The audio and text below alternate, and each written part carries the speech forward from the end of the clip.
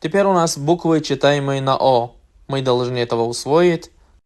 Как мы уже знаем, на арабском алфавите 28 букв, а 8 из них мы читаем на О. Те буквы, которые черным цветом, они читаются на а вот те буквы, которые красным цветом оставил, они читаются на О. Давайте более подробнее.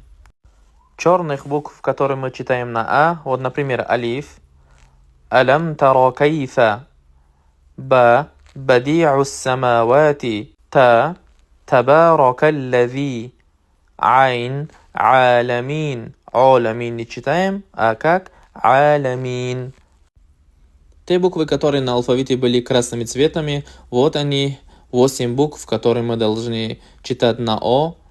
Например, خالدين. Не خالدين, а خالدين.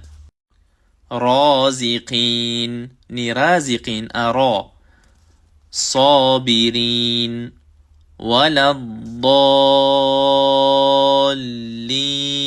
В конце сура Фатиха. طه. طا. ظالمين. غافلين. قانتين. Вот таким образом мы их читаем.